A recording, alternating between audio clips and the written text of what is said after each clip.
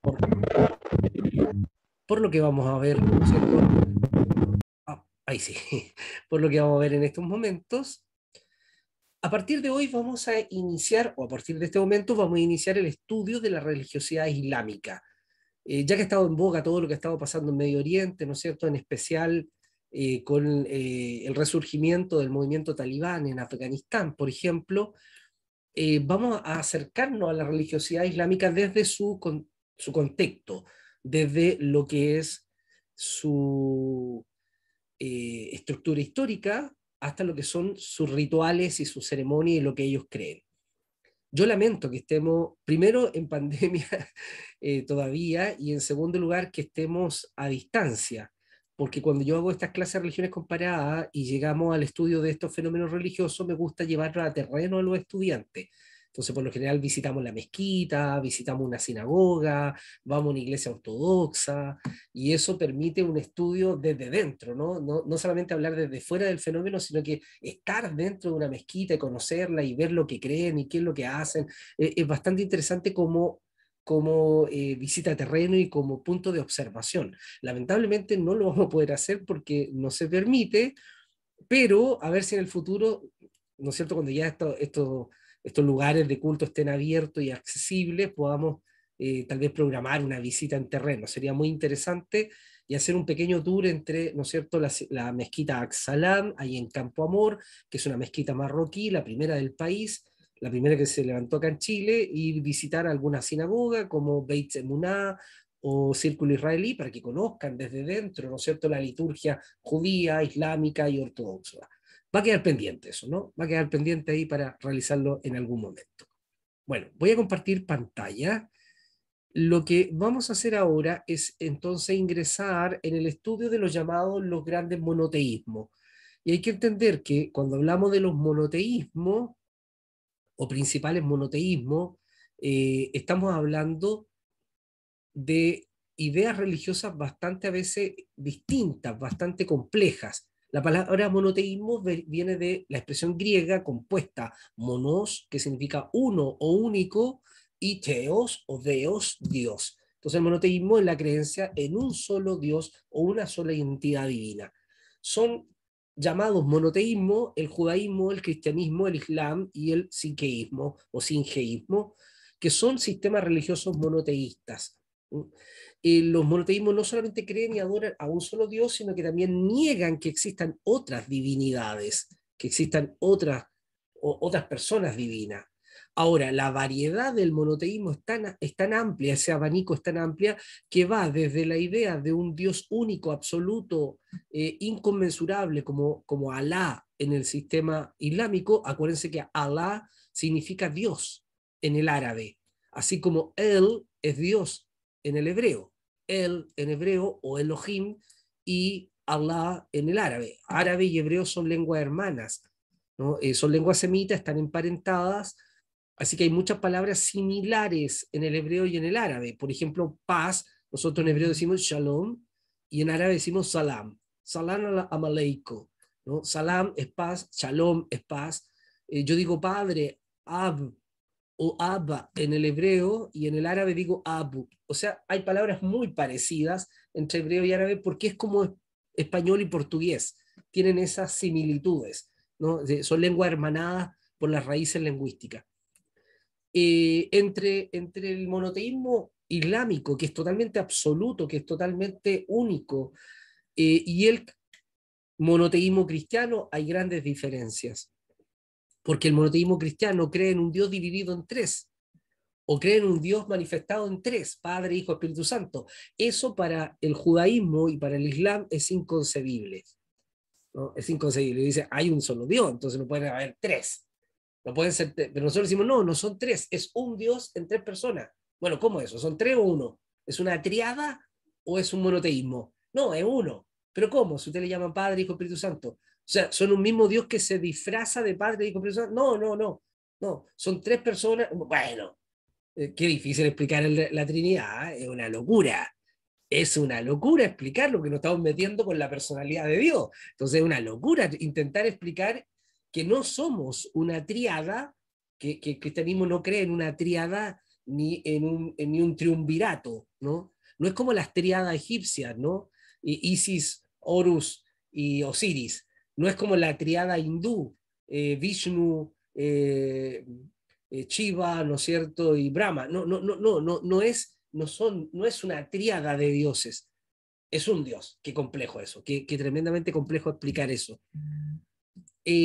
Aunque las religiones monoteístas tienen diferentes posturas acerca de quién es Dios y cómo es ese Dios, hay un libro muy interesante escrito por el doctor Javier Picasa, teólogo español, que se llama Dios cristiano, Dios judío, y que compara las características de lo que se nos habla en el Antiguo Testamento respecto a Dios y lo que se nos habla en el Nuevo Testamento respecto a Dios, y parece que fueran dioses distintos. Parece que fueran dioses absolutamente distintos en muchas cosas. Hay cosas en las que tienen elementos comunes, pero hay otras cosas en las que parecen tan extraños, ¿no? Cuando tú lees el Antiguo Testamento y ves a un Dios que se enoja, que castiga, que manda diluvio, que destruye Sodoma y Gomorra, que es capaz de exterminar naciones, que da la orden de arrasar a los pueblos de la Canaán y no dejar a mujeres, niños ni animales vivos, todo debe ser asesinado porque es un anatema, ese Dios versus el Dios cristiano que ama a todo el mundo, que dice por la otra mejilla, que tiene misericordia, que quiere redimir a la humanidad, qué distinto, ¿qué pasó? Algunos filósofos dicen este es un Dios que tiene esquizofrenia, este es un Dios, ¿no es cierto?, con bipolaridad. ¿No? De repente es un Dios castigador y destructor y de repente un Dios amoroso, dulce. Parece que el Dios cristiano no es igual que el Dios judío, ¿no? A pesar de que radican, ¿no es cierto?, en las mismas bases, son religiones abrámicas, ambas, el judaísmo y el cristianismo, ¿no? Entonces es interesante ver estas diferencias entre los monoteísmos, no son iguales los monoteísmos, no hay que pensar porque todas son religiones monoteístas, cristianismo, islam, ¿no es cierto? Y judaísmo tienen interesantes discrepancias y tienen interesantes cosas que lo hacen distintos, bastante distintos, por diversos motivos, ¿no? Por ejemplo, en el cristianismo nosotros creemos, una de las grandes bases del cristianismo es que Jesús nos presentó a Dios como Padre, ¿se acuerdan, no? El Abba, el Padre. Nos enseñó a orar el Padre nuestro. Abenu, Bismeje Hachamayim, Padre nuestro que estás en los cielos. Eso nos enseñó Jesús. Pero si usted entra a una mezquita, se va a dar cuenta que en las mezquitas están puestas en las murallas unas plaquitas con los 99 nombres de Alá que están en el Corán. Y entre todos esos nombres de Alá, poderoso, magnífico, soberano, omnisciente, el misericordioso, el proveedor, en todos esos nombres o títulos de Alá no existe padre, porque el Islam dice que Dios no es padre de nadie. No es nuestro padre, es Dios, no padre. No engendra a nadie, Él es creador, pero no es papá de nadie. Mientras que el cristianismo dice, sí, Dios es nuestro padre.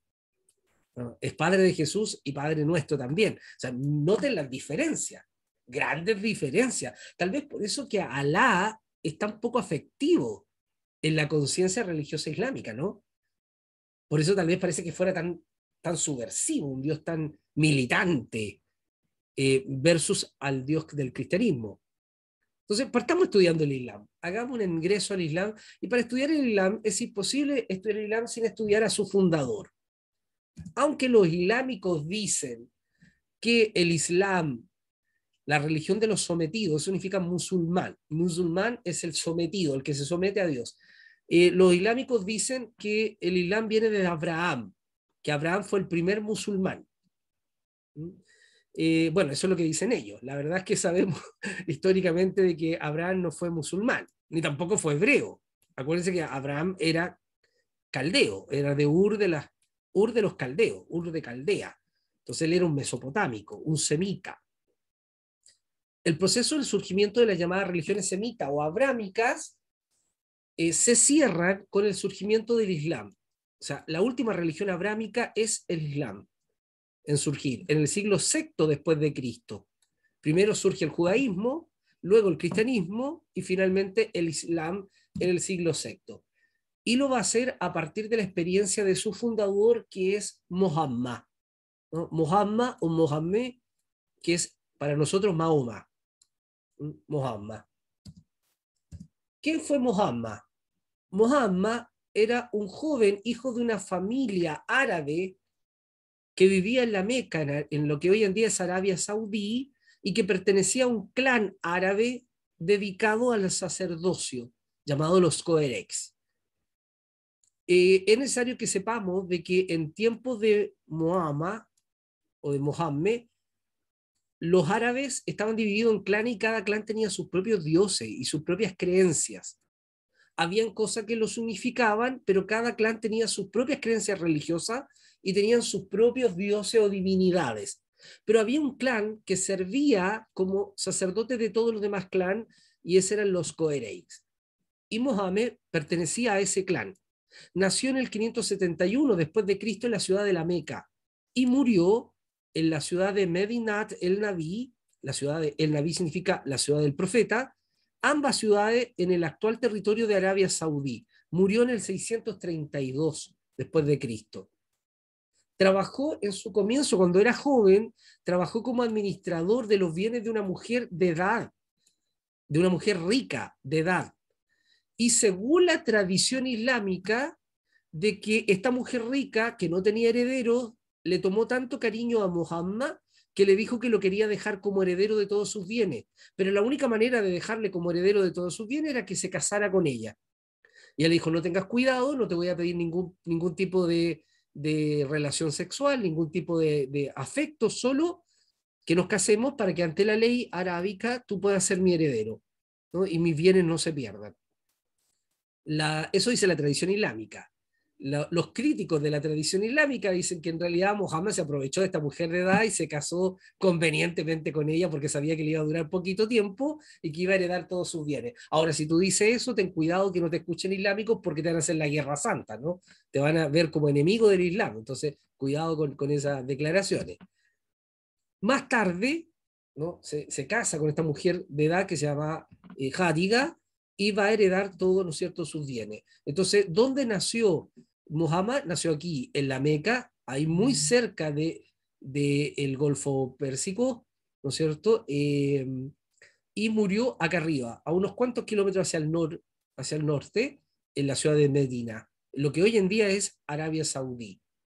Muy cerca, colindando con Israel, con Jordania, ¿no es cierto?, con Omán, con el Yemen, con Irak, ¿no? En esa zona está Arabia Saudí. Bueno, esta es una imagen medieval de Hadiga, ¿no? Hadiga, la mujer de edad con la que se casa Muhammad. Muhammad tuvo 4 hijos conocidos.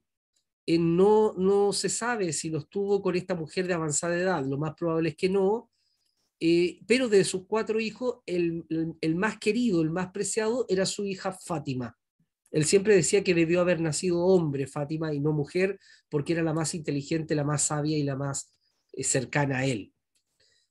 Fátima se va a casar con Ali, quien será en el futuro sucesor de Muhammad, y el último de los jalifas, sucesores. Fuera de Hadiga, tuvo 4 esposas conocidas, porque la legislación árabe de la época permitía que todo hombre pudiera tener cuantas esposas pudiera mantener. Ojo, tener cuantas esposas puedas mantener significa darle casa independiente a cada una de ellas. La legislación árabe decía que no pueden vivir las 4 mujeres en la misma casa. Tienen que vivir en casas separadas, porque el refrán árabe decía que cada casa tiene una sola reina. No puede tener 4. No pueden 4 mujeres mandar en casa, eso es una locura, un infierno. Entonces, una mujer para cada reino, ¿no? Una mujer para cada casa. O sea, había que tener plata para tener varias mujeres, porque había que darle casa a cada una de ellas. Y el marido tenía que turnarse toda la semana, algunos días en cada casa, para poder cumplir con su deber conyugal y cuidar a sus hijos también. O sea, no cualquiera podía tener varias esposas, sino solo los que tenían una buena condición económica. Muhammad la tuvo, por eso es que tenía buena condición económica. Ahora, la tradición le adjudica 15 mujeres, entre esposas y concubinas, y entre ellas hasta una joven cristiana llamada Mariam, una cristiana copta. Pero son conocidas sus primeras 4 esposas, más que las demás. Ahora, ¿cómo era el mundo árabe antes del Islam? ¿En qué creían? ¿No? ¿Cuáles eran sus supuestos? Si ustedes consultan a historiador islámico, le van a pintar el peor panorama. Le van a decir que era todo un caos, que había politeísmo, anarquía, como el tiempo de los jueces, ¿no? Ellos lo describen como el tiempo de los jueces. Cada cual hacía como bien le quería, como bien le placía. Hasta que llega Muhammad y Muhammad trae la luz, trae el orden, trae la ley, trae el Corán, ¿no? Obviamente los historiadores islámicos van a mostrar que antes de Muhammad nada era bueno. Pero si usted lee Historia Universal, se va a dar cuenta que efectivamente los clanes árabes tenían distintas creencias religiosas, pero los unía una ley llamada la Murawa. La Murawa es la ley arábica, ¿no? La ley de los pueblos semitas, y en esta ley se enseñaba el respeto al Sayyid, que es el jefe tribal, el patriarca, algo muy parecido a la cultura hebrea, ¿no? El respeto al patriarca del clan. Y por otro lado, el respeto al Dar. El Dar es el destino. La religión arábica antes del Islam creían en el destino todopoderoso, o sea, todo lo que te pasaba estaba ya trazado por el destino, eran teológicamente deterministas. Por lo tanto, ellos decían, si te pasa algo, Jessica, es porque el destino lo quiso así, tienes que aceptarlo. Así lo quiso el destino. Y contra el destino no se puede luchar, hay que aceptarlo. Entonces era una religión de carácter tribal, con varias creencias, con varios dioses, pero principalmente regidos por el destino, por la suerte, diría algún otro, y por los sayyid, estos patriarcas de clanes. En aquellos tiempos de ignorancia, según el profeta Muhammad, la ciudad de la Meca era el centro de confluencia intertribal. Todas las tribus llegaban a la Meca a adorar, porque allí estaba un santuario, el principal santuario árabe, llamado la Kaaba. ¿Qué era la Kaaba? La Kaaba era un pequeño altar donde había una roca, una piedra de basalto negra, que se cree que posiblemente fue un meteorito que cayó en esa zona y lo consideraron las tribus árabes como un enviado de los dioses y lo adoraron como algo venido desde el cielo.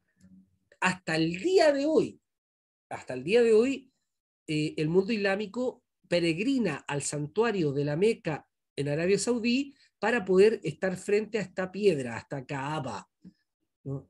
Hasta el día de hoy. En ese tiempo administraban este santuario el clan de los Coerex, a quien pertenecía Muhammad. Este es el santuario actual de la Meca en Arabia Saudí. Este es el santuario o el templo, o el santuario, la mezquita, la primera mezquita del mundo, la más importante, donde está la Kaaba, y la gente, y todo eso blanco que ustedes ven es gente, son musulmanes, ¿no? Que en forma de círculo se van acercando desde el exterior, están esperando entrar a este santuario y se demoran horas, a veces día entero, en girar, girar, girar hasta llegar a la Kaaba. ¿Para qué? Para besar la Kaaba. Sí, para besar la Kaaba. La Kaaba está en un extremo de este santuario, ¿no? Incrustado en una especie de ojo de plata. Ahí está. Y eso es todo lo que quieren hacer, llegar hasta esta piedra negra y besarla, ¿no? Esa es la tradición. Según la ley musulmana, que todo musulmán, no importa de qué país sea, debe visitar por lo menos una vez en su vida el santuario de la Meca, la Kaaba. Una vez en su vida tiene que hacer el peregrinaje. Bueno, ya dijimos que Mahoma pertenecía al clan de los Coereis, pero a la edad de 41 años, en el año 612 después de Cristo, mientras meditaba, según la tradición, en el monte de la Gira, a las afueras de la Meca, comenzó a recibir mensajes del ángel Gabriel, fíjense, y el ángel Gabriel le dice, el judaísmo está mal, partió bien, pero se perdió, se extravió. El cristianismo partió bien, escuchando los mensajes del profeta Yeshua, pero ahora también se extravió, se convirtieron en politeístas. Entonces es necesario reformar la fe y tú serás, Muhammad, el último profeta de Alá que traerá la verdad. Y la verdad será el Corán y la fe en Alá. Y comienza a recibir mensajes de este ángel. ¿Se acuerdan lo que Pablo advirtió a los cristianos, ¿no es cierto? En una de sus epístolas, él dice, aunque un ángel del cielo bajare con otro evangelio que no es el de Jesús, no le reciban, trátenlo como un anatema, ¿no? Eso es lo que decía Pablo, ¿se acuerdan, no? Parece que Pablo tenía clarito que iban a aparecer, ¿no es cierto?, más tarde personas diciendo que ángeles vinieron a revelarles la verdad. Bueno, Mohammed es uno de esos. Y en el mundo actual, en la modernidad, recuérdense de Joseph Smith en Estados Unidos, ¿no es cierto?, diciendo que el ángel Moroni le vino a traer el libro del Mormón, ¿no? Y ahí surge el mormonismo, otra vez por un mensaje de un ángel. Entonces, cuidado con los ángeles, ¿eh? Hay que tener cuidado. Si se le aparece uno por ahí diciéndole alguna revelación, mejor que no le haga mucho caso, fíjese. ¿Ah? Termina mal ese cuento, termina muy mal cuando un ángel viene a revelar otra verdad. Bueno, Muhammad durante 20 años recibió mensajes de Gabriel venidos del mismo Alá para que conformara el texto del Corán. Y el llamado a Muhammad fue a ser el último profeta, ¿no? El último profeta consagrado para anunciar la verdad. Muhammad fue investido con la misión de que todo el mundo se convirtiera en musulmán, en sometido a Alá. Los primeros en creer a su mensaje fueron sus familias, fíjense. Eso es medio raro, ¿ah? Por lo general la familia no cree en las locuras que uno tiene con Dios, pero la familia de Muhammad le creyó y los primeros en convertirse fueron su familia. Así que ellos fueron la primera umma. Umma es el equivalente árabe o musulmán a la comunidad de creyentes o a la iglesia. Es el equivalente a la eclesía, ¿no? La umma se habla en el mundo islámico. Sin embargo, esto provocó la oposición de los coereiks, estos sacerdotes árabes al que pertenecía Muhammad. Y va a haber una guerra entre ellos, va a haber disputa entre ellos, lo que va a obligar a que Muhammad huya de la Meca, su ciudad natal, y se refugie en Yatrib, ¿no? Y de Yatrib, ¿no es cierto?, llegará a Medina. Esta huida, esta fuga de Muhammad de la Meca será llamada por los musulmanes la Hejira. La Hejira significa la huida, la fuga, el éxodo, la salida.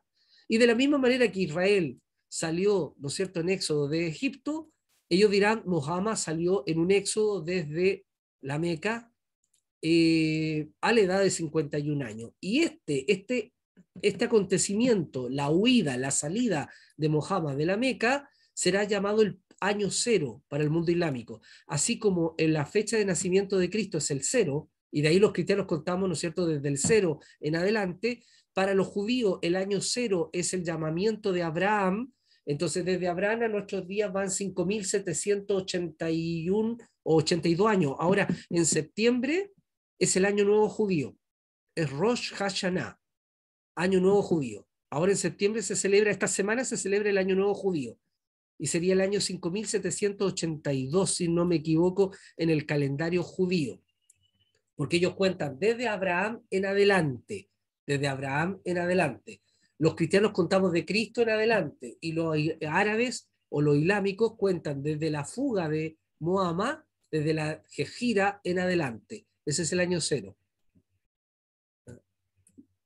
Capaz que alguno de ustedes esté googleando si estamos, en qué año hebreo estamos, y se lo agradezco para que me corrija, ¿no?, si me he equivocado. Eh, si lo encuentran por ahí me comentan. Pero me parece que estamos en el 5.782, creo que entramos. Sí, profesor. ¿Sí? Gracias. Muy amables. Muy amables. Entonces, para que se den cuenta que estos monoteísmos cuentan de manera distinta el tiempo. Tenemos calendarios distintos. De hecho, los judíos no hablan antes y después de Cristo, hablan antes de la era común, después de la era común. Pero como digo, ellos van en 5.000 y tantos años, contando de Abraham en adelante. Y los musulmanes, año cero, desde la salida, desde la Hejira, ¿no?, desde la Hejira del profeta. Así que el año 622 después de Cristo es el año cero para el mundo islámico. Es el punto de partida en el calendario islámico. En Yatrib, Muhammad siguió recibiendo distintas revelaciones de Gabriel y puso más énfasis en su misión de predicación del Islam, y llegó a convertir al Islam a los beduinos de la zona y a los principales sheikh o jefes de Egipto y de Etiopía. De esta manera su poder aumentó enormemente en el mundo árabe, ¿no?, de una manera considerable.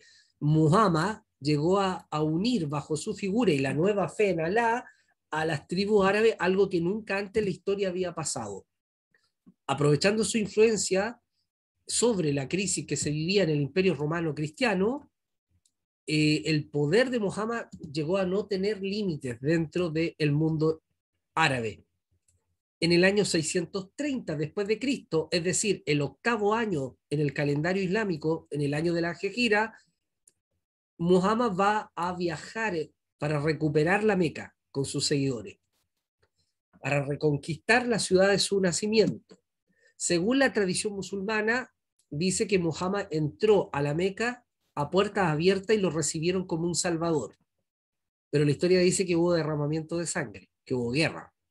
Pero el Islam no quiere manchar la memoria de Muhammad con guerra. Entonces dicen que él fue recibido casi como Jesús cuando entra a Jerusalén, Osana, Osana, el que viene en nombre de David. Bueno, algo por el estilo es lo que la tradición islámica dice que ocurrió con el profeta, y lo pintan como montado en un pollino entrando a la Meca al más puro estilo de Jesús. Entonces, cuando entra a la Meca, Muhammad declara la Kaaba como el primer y más importante santuario islámico, primera mezquita y centro espiritual del mundo musulmán en el mundo, en la más importante. Después vendrán, ¿no es cierto?, la mezquita de Al-Aqsa y la mezquita de Omán o la Roca, ahí en Jerusalén. El 8 de junio del 632, Muhammad fallece en su nueva capital, en la Meca, a la edad de 61 años. Pero en esos 20 años de misión fulminante, Muhammad unió a todo el mundo árabe, lo que ocurre por primera vez en la historia, porque las tribus árabes pasaban peleando. Lamentablemente esta unión va a durar poco, porque a la muerte del profeta, a la muerte de Muhammad, ninguno de sus sucesores fue capaz de mantener unido al Islam. Y el Islam va a estar peleando toda la historia. Siempre van a estar peleando unos con otros. A la muerte de Muhammad se constituye la más completa y duradera teocracia que se conozca en la historia de las religiones del mundo. No ha habido teocracia más duradera que la del Islam, porque todos los países musulmanes son teocráticos. O sea, la ley islámica manda por sobre la ley del país. Por eso la fuerza de los talibanes en Afganistán, por ejemplo. O sea, el país que es islámico, la ley no es la del Estado la que importa, importa la ley musulmana, la ley islámica. Entonces una teocracia. Alá manda a través de sus imanes, de sus personajes de poder. La base de esta exitosa teocracia es la experiencia revelatoria absoluta del profeta. ¿Por qué? Porque el Islam se basa en el profeta Muhammad y en el Corán. Y el Corán es una sola versión. De hecho, si Daniel se convierte en musulmán, chileno, musulmán, lo van a obligar a leer árabe. Va a tener que aprender a leer el Corán en árabe. Claro, el Corán está en español, pero ellos dicen el verdadero Corán es en árabe. Entonces los musulmanes no tienen los problemas que tenemos los cristianos, que tenemos diversas versiones, ¿no? Reina Valera, Biblia de Jerusalén, Nácar Colunga, Dios habla hoy, Biblia de nuestro pueblo, Palabra de Dios para todos, Nueva Tradición Viviente, Vulgata Latina. No, no, no, ellos no tienen esos problemas, no tienen distintas versiones, ¿no? Sino que tienen un solo Corán, y eso ayudó a mantener al mundo islámico unido en una sola fe. Para que tengamos una idea histórica, mientras Muhammad vivió, el Islam se extendió a todo lo que está en verde oscuro. Lo que está en un verde oscuro ahí, que es prácticamente, ¿no es cierto?, gran parte de Arabia Saudí, se convirtió al Islam. Pero a la muerte de Muhammad lo van a suceder los califas. Califa en árabe significa sucesor. Sus sucesores, el califato, van a extender el Islam hacia el norte de Alejandría, en Egipto, Jerusalén, Damasco, Siria, Antioquía, toda la zona que antes perteneció al cristianismo se va a convertir en islámica. Toda esta zona que era parte del cristianismo pasa a ser mano islámica. Y aproximadamente en el siglo VII y siglo VIII, el Islam llevado por la dinastía Omeya se van a extender hasta Cartago, la península ibérica, gran parte de España. O sea, se habrán dado cuenta que el Islam es tremendamente expansivo, es tremendamente proselitista. Por la razón o la fuerza, ¿eh? Ya sea porque se conviertan o porque se les obliga. Decíamos que a la muerte de Muhammad hubo un problema. Muhammad no estaba preparado para su muerte. De hecho, no dejó a ningún sucesor, porque él pensaba que en vida Alá iba a convertir a todo el mundo en musulmanes. Nunca pensó que él iba a morir y no todo el mundo iba a ser musulmán. Entonces, el mundo islámico se encuentra con la encrucijada de quién los representa. Y ahí nace el término Jalifa. Jalifa, que en el árabe significa sucesor. Y eligen, no de buena gana, pero eligen como sucesor de Muhammad a su suegro, Abu Bakr. Abu Bakr es el primer califa, pero lamentablemente va a gobernar poco, del 632 al 634. La mala lengua dice que lo mataron, la tradición dice que murió por una enfermedad, pero la mala lengua dice que fue asesinado. Abu Bakr, y una de las principales labores que hizo Abu Bakr como sucesor de su yerno Muhammad fue procesar y compilar los textos del Corán que había escrito Muhammad. Después de 2 años en su califato, muere y queda vacante el califato. Y le sucede con serios problemas Omar. Omar se convierte en el segundo califa. Va a gobernar del 634 al 644, 10 años, y también lo van a matar, lo van a asesinar. Bajo su califato, los musulmanes lograron conquistar Egipto, Siria y a los persas. Va a ser reemplazado Omar a su muerte por sus contrincantes y le va a suceder Othman, que va a gobernar el Islam del 644 al 656. Va a ser el siguiente califa. Vuelvo a decir, con seria oposición. Entonces ahí tenemos un retrato de Omar y acá tenemos uno de Othman. Pero va a haber seria oposición. Están divididos. Algunos no aceptan a Othman, que también será asesinado. ¿Qué les parece? O sea, desde el comienzo la religión islámica genera muchos problemas, ¿eh? No digo que sea la religión islámica, es la cultura medio oriental, ¿no? Sobre todo la cultura árabe. Fue asesinado y de esta manera el yerno de Muhammad, Ali, casado con Fátima, llegó al califato. Algunos dicen que él debió haber sido el verdadero sucesor, el directo sucesor, su yerno, Ali. Pero Ali no va a llegar a ser califa sin problema. Va a tener severos enemigos, sobre todo los seguidores de Othman, quienes después de su muerte fundaron a los carajitas, que significa los disidentes, los que no están de acuerdo. Los carajitas de Oman están totalmente en contra de que Ali sea el nuevo califa. Ali los va a vencer en una batalla muy dura en el 658, pero 3 años después, en el 661, va a ser asesinado por estos carajitas. Ahí tenemos un retrato de Ali. Ojo con este retrato de Ali, porque cuando hay manifestaciones en Medio Oriente, los chiitas llevan estos retratos como bandera el día de hoy. ¿Por qué? Porque ellos fundaron, a la muerte de Ali, los radicales fundaron, ¿no es cierto?, un partido llamado los partidarios de Ali, la Chía de Ali, de ahí vienen los chiitas, los musulmanes chiitas, de la Chía de Ali. Ellos dicen, nosotros no reconocemos a otro sucesor de Mahoma, sino solamente a Ali, nadie más. Si nombran a otro, nosotros no lo reconocemos. ¿Se acuerdan de Cassius Clay?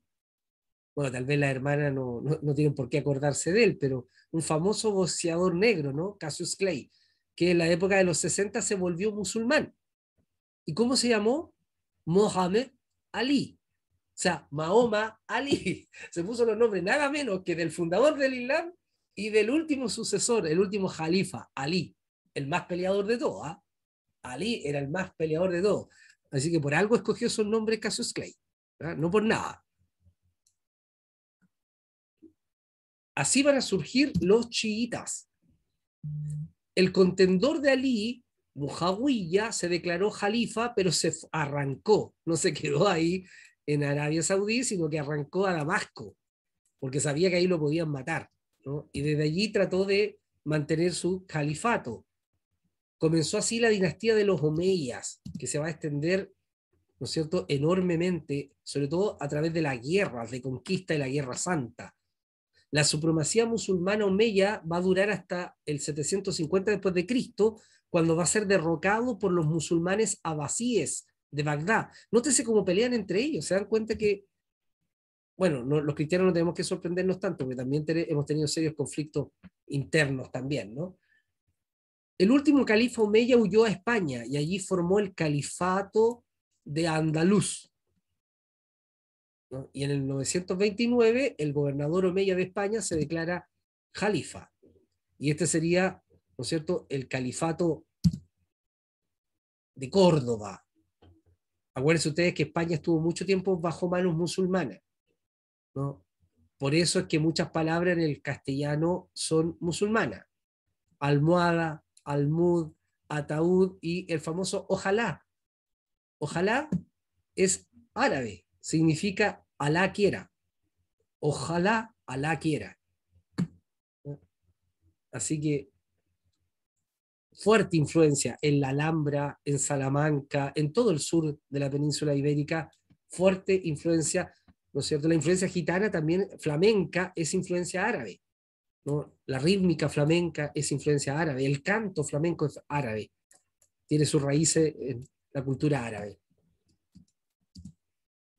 La guerra intestina van a suscitar, ¿no es cierto?, entre chiita y omeya, van a provocar el asesinato del líder chiita Hussein, ¿no? Hussein, hijo de Ali y nieto de Mahoma. ¿Se acuerdan de Saddam Hussein? Bueno, el nombre viene de acá, ¿no? De estos personajes insignes del mundo islámico del medievo. Los chiitas, con un nuevo líder, Muhtar, combatieron a los omeyas en Irak entre los años 685 y 687, y desde entonces los chiitas creen en un imán, o un imán es un líder religioso, como un pastor oculto, sucesor de Mahoma, pero que no puede ver nadie para que no lo asesinen, ¿no? Para el chiismo, los imanes visibles de la comunidad islámica son solo representantes del imán oculto, y en realidad el chiismo también se va a dividir en los sayyidas, ¿no?, que son una rama del mundo chiita, liderada por Said ben Ali, nieto de Hussein, y la otra ala del chiismo es la imamilla. O sea, los chiitas están divididos en saidillitas y imamillas. Las características del imanato carismático de la Shia lo hace más propenso al fanatismo, ¿eh? Y la mayoría de los grandes grupos terroristas y grupos complejos han surgido del chiismo. Son los grupos más fanáticos, son los grupos históricamente más agresivos en su interpretación del Corán. Y ahí vemos un grupo de chiitas llevando el cartel con el retrato de Ali, la chía de Ali, la temida chía de Ali. De hecho, lo celebran todos los años, celebran la muerte de Ali martirizándose. Se autoflagelan para recordar el asesinato de Ali. Y para ellos es la máxima expresión de santidad. ¿No? Son bastante complejos estos chiquillos, hay que tenerles respeto. La rama del Islam más teológica se llama la sunita, los suníes. Ellos derivan de la dinastía omeya y son los estudiosos del Corán, son los más serios, los más teológicos, los que tienden a, de hecho eso significa, sunita significa el que estudia, ¿no? Por lo tanto ellos son los estudiosos del Corán. Los sunitas turcos, conocidos como los sauyucidas, lograron penetrar en Irán formando el ala más fiera del Islam, y la dinastía islámica abasida perduró en Bagdad hasta que fueron derrotados por los mongoles. Los mongoles van a ser derrotados por los islámicos musulmanes otomanos, y el sultanato sunita otomano va a perdurar desde aproximadamente el 1453, cuando fundan Istambul como capital del Islam, ¿no es cierto?, arrebatada a los bizantinos, la antigua Constantinopla, y desde el 1453 el Imperio Otomano va a gobernar todo el Medio Oriente, incluyendo el Mediterráneo, hasta la Primera Guerra Mundial. cuando los británicos le quitan ese poderío. O sea, un importante periodo de dominio de los otomanos. Por eso que el Islam se extendió tanto. Así que los sunitas, que son los más teológicos, en interpretar el Corán tienen un culto más pasivo, por decirlo así, un culto más ritual, ¿no? Son los que estudian el Corán, son los que meditan en las surras del Corán, mientras que los chiitas tienden a ser más reaccionarios. La diferencia entre los movimientos musulmanes, chiitas, sunitas, sufíes, y lo que creen, sus principales creencias, qué tienen en común, qué no tienen en común, cuáles son las diferencias entre un movimiento musulmán y otro, lo veremos el próximo miércoles en esta misma hora y en este mismo canal. Gracias, queridos y queridas. Muchas gracias.